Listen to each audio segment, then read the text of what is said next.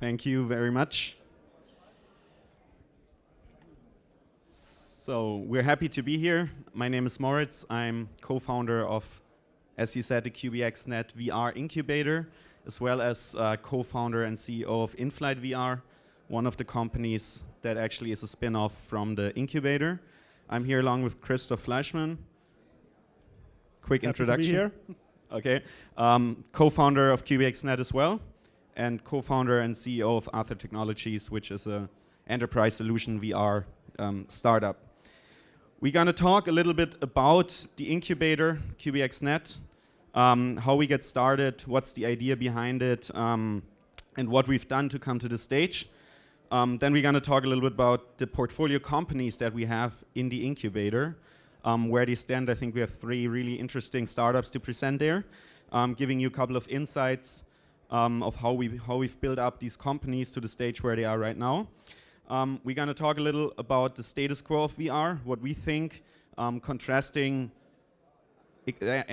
consumers and enterprise applications. So consumers a little bit the entertainment sector, and then business applications B2B. Then we look into where VR is going, what are the drivers, what are the really important developments that are ahead. And then in the end, we're going to look at implications, ramifications for consumers, for enterprises, but also for founders. If you want to start your own company in the VR sphere, what you should be looking out for.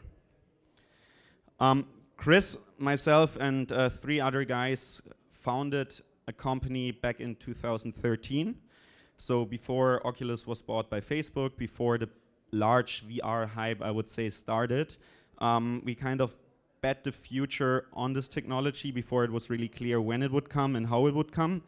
And I think it turned out that we were quite spot on back then. So in terms of timing, I think that was a good time to get started with that.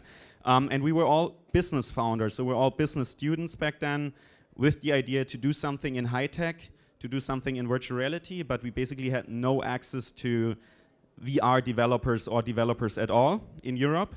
And one of our co-founders is actually from Pakistan. And he had a software company there before, and we said, why don't we try to tap into the potential and the market in Pakistan, the labor market, to get people actually working on VR before the technology becomes mainstream. And this is how we got started, and we built up this office in Lahore, Pakistan, grew it organically to around 40 to 50 developers. Back then, there were no VR developers at all there, so there were game developers that we had to kind of train in VR technology, had to find the right people, and then really from there developed a really strong team. I would say one of the strongest in the entire region. Obviously, you have a big cost advantage if you develop virtual reality in Pakistan as compared to Europe or to the US. And this is kind of the setup, how we got started and how we got everything off the ground. We were also looking into the different kind of applications that we could build in VR that would make sense. Chris is going to talk about that in a second. But basically what QBXNet is nowadays really a back office solution for us. So we share a lot of the accounting, payroll management things that need to be handled, everything centrally. And we spun off our companies, our 3 companies that we're going to present from this incubator, still having knowledge sharing measures in place. So whenever you as a VR developer or VR company want to do something where you don't have the capabilities in-house in a way, we can also look across the table and then also work together with the other guys from our incubator. So far, I think the introduction to QBX. And by the way, if you have questions, we would answer everything in the Q&A then afterwards. Wonderful. So, maybe to illustrate a bit what came out of this incubator, because as you all know, the incubator is a means to get companies started in VR. Because as probably most of you know, it is fairly difficult to start a company that really has capabilities to fully develop VR content. We're not talking about a team of 2 people with 1 hacker and 1 hustler that can just build a product that engages millions of users. So in total, we have 3 VR startups that are currently spun out and that are operative. One of them is Casino VR, which now moved to San Francisco. It is basically an online poker game working on Oculus and Gear VR. Other platforms are also currently in development. And we're proud to say, actually, that it's one of the most used virtual reality multiplayer games in VR as of now. Especially if you look at the timing, the engagement numbers of this startup, we have among the longest sessions of users and very strong recurring user numbers, which is right now in this early stage of VR quite a challenge. Coincidentally, Casino VR is also a pure consumer startup. So what we're learning here is what does the hardware together with the consumer adaptation mean for founders in the spectrum of ventures where you target consumers. The second venture is Inflight VR, which Moritz is heading. They just announced a partnership with Airbus with the goal to bring virtual reality into the aircraft. And in a way, the final consumer is again an individual. It's not a business. It is for passenger entertainment. However, the customer is a business. So this is kind of a hybrid between a focus entirely on consumers or on businesses. The third company, and we only spun that out in the last half year, is Arthur Technologies. Here we focus on VR collaboration for enterprises, collaboration and productivity solutions in order to make teams work effectively together, even if they're remote, and to make use of this vast new medium VR. We're about to start the first pilots with customers here. You probably haven't heard of it until now because we are keeping it a bit under the radar until we have something full and nice to present. But this startup is actually purely focused on enterprise customers. So with our three ventures, we have a fairly good grasp of the consumer to enterprise spectrum. And what we thought is, can we conclude some sort of lessons learned from us until now? And can we somehow predict also how these different markets or how these different target audiences and the implications for startups and founders will change in the next few years and the future? Right. So looking at the stage where we are right now in virtual reality, I think most of the people here are interested in VR, I would assume. So most of you also know and are knowledgeable people in that regard. But there's a lot of buzz out there when it comes to virtual reality. I mean, the expectations are super high. You can read it basically everywhere now, mainstream, like the TV stations are sending about it. Also, the major newspapers are really picking up on that. And I would say, in a way, the expectations are inflated. So we can actually, from our understanding, can say there's kind of a little bit of an overhype here. So we're still in a very early stage of the technology. And this is really important if you think about building a business around this technology that's really sustainable in the long run. So you really have to know in which kind of playing field you're operating. If you look at the larger kind of platforms that are out there, so a couple of them are even declining. It's a little bit of a tough time right now, especially for startups also to get money. So if you look at the larger deals that are being made also in Silicon Valley, you see that this year less money is pumped into VR startups than it has been the case last year. So that's just one thing that's always important to remember. Yeah, expectations are high, and it's really hype, but it's also the reality check is also there that really to get a business going, you really have to understand what you want to do, and you really have to understand the technology you are in. Otherwise, you run into severe problems sooner than later. On the other side, I mean, we're always talking about the recent technological breakthroughs that are out there, lens technology, computing power, and high-resolution screens, just to name a few. This is all true, but on the other side, you really have to think, is the hardware right now ready? Is the hardware the really mass market adoption driver right now, or is it maybe still hindering actually the mass adoption of VR? If you look at the consumer perspective, so that's the one side of the discussion that we are looking into, consumer perspective.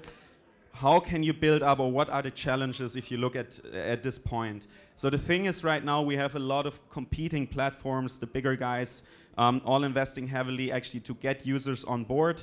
The example that I said before, the declining platform, this would be the Gear VR, where you can see that actually growth is really stalling right now at the moment. So consumers are basically right now faced with many different kind of platforms that they can use, many kind of different headsets. They all have a lot of things in common, but still have also different implications, whatever you want to use. And the question is, where can you get a critical mass market for one of these platforms? And this is something that we have to look into, which is not clear yet. So in these terms, we are really, really in the early stage phase.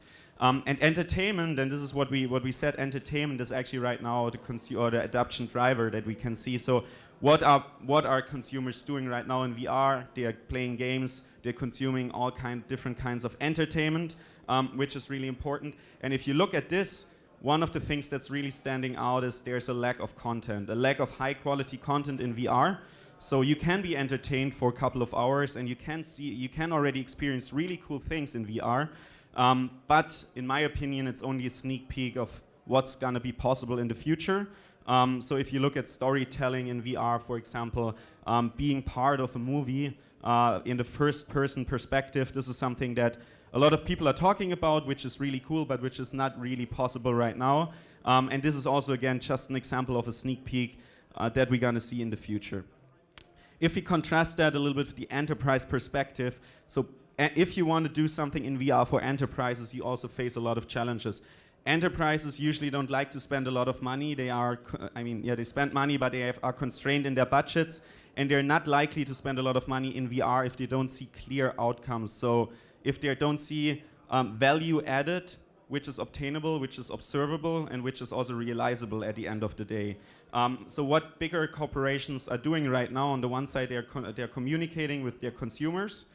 So they use VR as a means of marketing tool, basically to engage the consumers again and to emotionally also touch them, which is one of the great things of VR, that you can really go closer to your customer. And you can try kind of also add value by reducing cost and time in internal processes. For example, if you look at the value chain of a production company, you can start doing virtual prototyping instead of real prototyping, which obviously saves a lot of cost and time. And these are kind of clear use cases where enterprises are engaging in VR, and where companies that are started with VR targeting enterprises can also really grasp part of the industry. So for enterprises, the hardware strategy is even more important than maybe for consumers. Consumers take whatever's out there, but if enterprises are investing in VR, they want to bet on the right horse, so to say. So they cannot just go in every direction. They really have to think, how can VR fit into my larger digital strategy? So if you contrast these two things again, for consumers, if you want to get a lot of consumers in, what we've done with Casino VR, for example, the product quality. So if you want to build a good product in VR, this is really important to actually drive user adoption to your platform or to your game or any kind of application. You have to work closely together with hardware suppliers, because you simply don't know in which direction it will go. In our case, what we do, we work together with Facebook, we work together with Google, to really, be an integral part of their strategy, to say, we have something, we have a lot of users, let's leverage that, let's work together with the guys and really be on top of the developments. And one of the larger things that's also important, content creation. So right now, content creation is super hard. As Chris said in the beginning, you cannot just have one hustler and one developer and then you have great VR content, but you really need a team behind it. You need different capabilities, skills, that have to be complementary, and for that reason it's not easy. So in the future we're going to see a lot of content creation facilitation tools, which will also then drive mass adoption at the end of the day. And it's really important, if you are consumer-sided, that you catch the wave that's out there. The wave is just about to start, but you have to catch it early on to actually really capture the value out of that. And if you look at platforms, and that's what I said at enterprises, that's what I said before. Basically, it's a really important investment that you do as an enterprise, so you don't want to put your money on the wrong horse. You are not that much price sensitive. You basically can spend a lot of money in that, but you want to put it wisely. And it really has to be part of the larger strategy, the larger digital strategy that you have in place. Having said that, content is important, but before content can be there, the actually underlying factor is the hardware, and this is why Chris is also going to talk a little bit about hardware adoption now. Exactly. There we go. If we try to predict now the future of where enterprise VR and consumer VR is going, it probably helps us to take a look at the current hardware and how we see it developing. Now, this is not a perfect list with every single technology in there. It's used for us to illustrate our thoughts, how we see mass adoption happening, both for enterprises and for consumers. If you look at current VR, I think most of us would say, yes, it's mass ready, but in essence, the first generation of any new hardware is not really ready for the real mass market, either in terms of quality or in terms of price. However, in the next generation or in the generations to come, we believe there will be a fragmentation of VR hardware further than just what we see right now with PC, console, and mobile VR.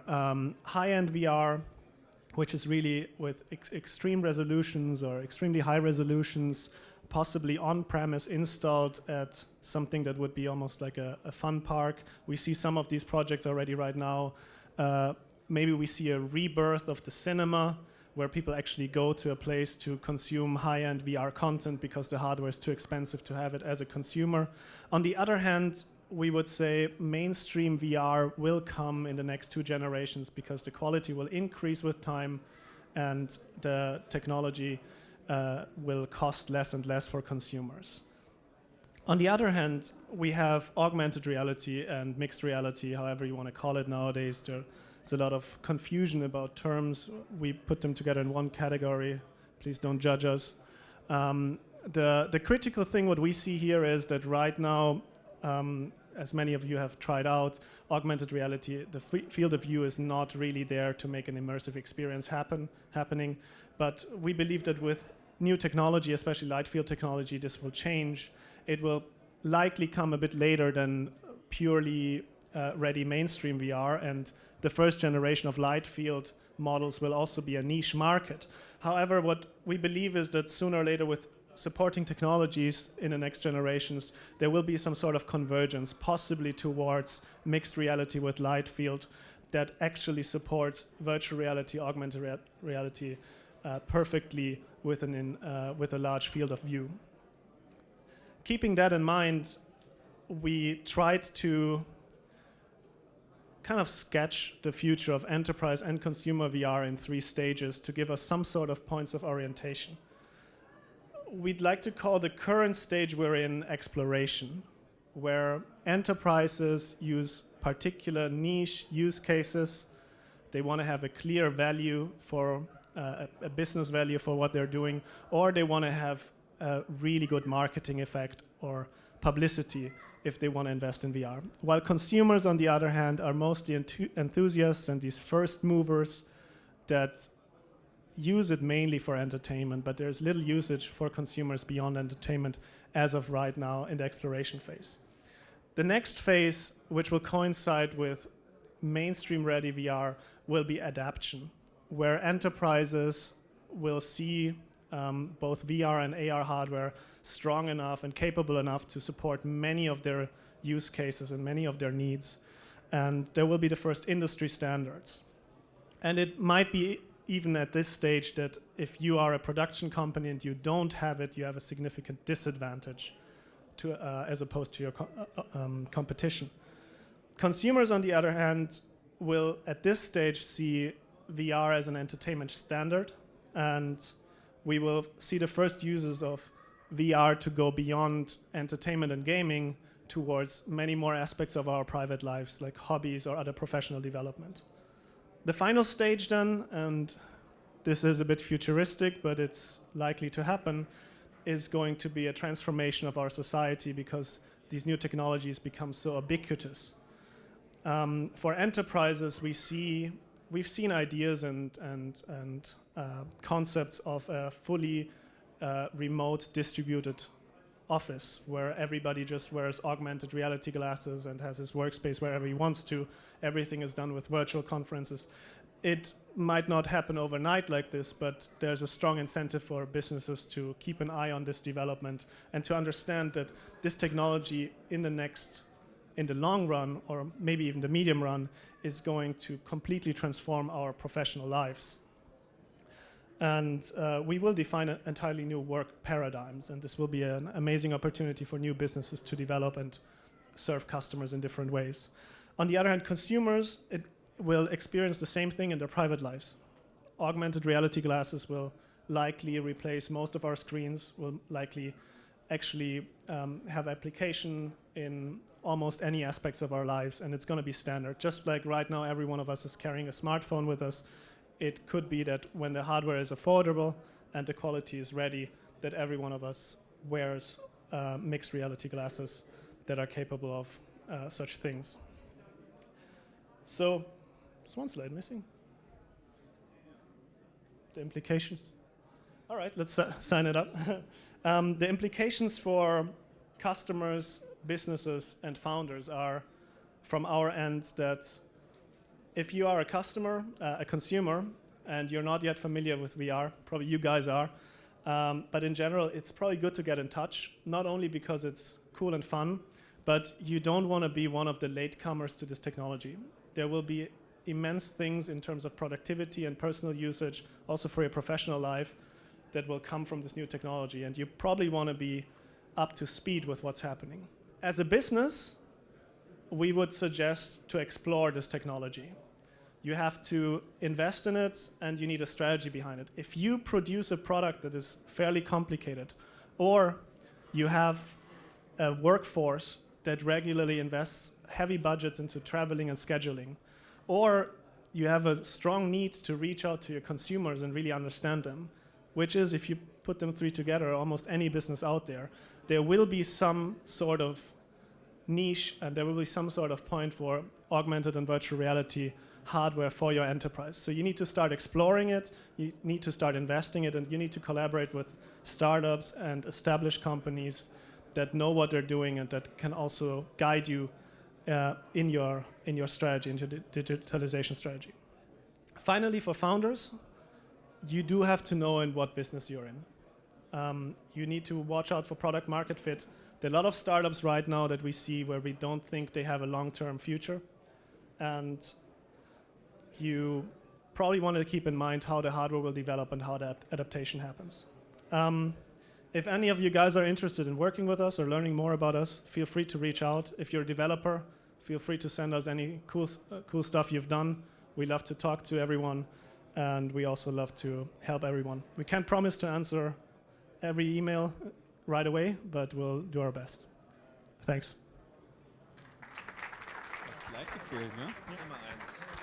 Okay, thank you, Moritz and Christoph. You're not only entrepreneurs, you're serial entrepreneurs right now with your hub. Do you have some other startups, VR startups in the pipeline, like a fourth or fifth startup right now? We have some ideas, but right now we're quite busy with these three. But the way it happens, we always explore. In our, under quotation mark, lab, we always have a couple projects running. But the main focus, I would say, is right now on the three ventures. Maybe to add to that, if you look at the three different ventures that we have right now, the one is really consumer-centric, the casino one.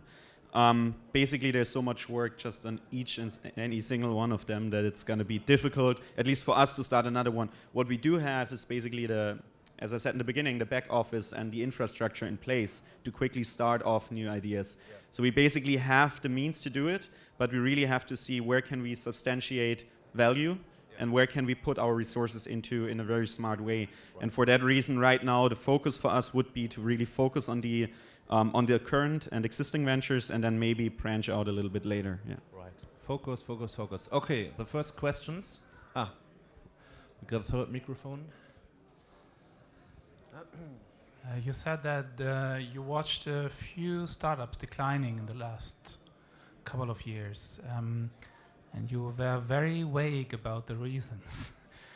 Could you be a bit more specific?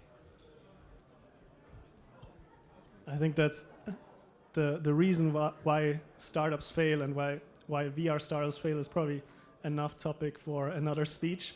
What we've seen is a lot of activity around social experiences that couldn't really bind their users to the social experiences.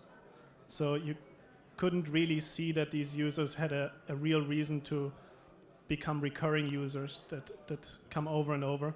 So we've seen some in the social VR segment that actually have a lot of a huge tech stack to sustain and maintain, which is highly costly. On the other hand, there is no user base practically, or the user base is declining, and this led to some startups all over the place, actually, in Silicon Valley and here in Europe, fail. Then there are production companies for 360 videos, where we would argue there's absolutely a niche for 360 videos, but the question is, how many companies do we need in this sphere?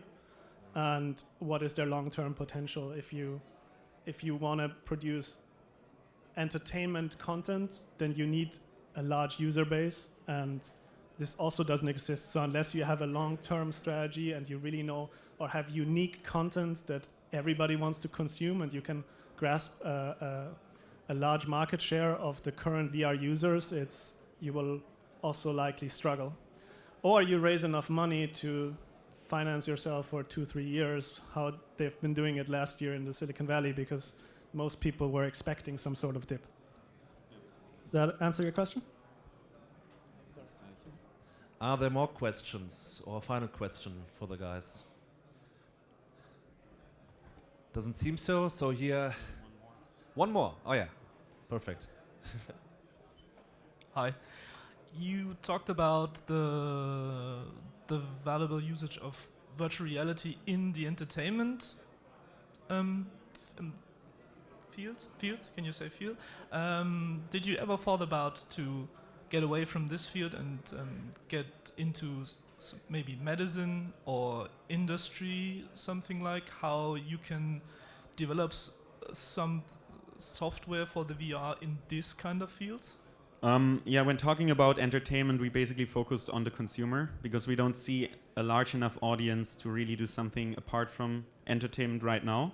But definitely, this is one of the fields that we also mentioned before. If you want to do something in B2B field, you need to find some nice niches, some nice kind of fields where you can really add value with your application or your experience, however you want to describe it. We chose the way to go on the one side towards the aviation sector, and then on the other side towards manufacturing, towards companies that are producing goods. But definitely, if you look into the medicine sector, there's definitely a lot of space where you can do something. So in general, I think if you look into B2B, find a good niche, find a good usage, find a good application where it makes sense to apply virtual reality.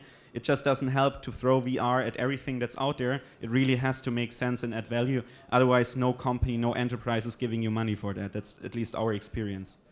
Thanks a lot. Okay, I guess that's it. So thank you guys.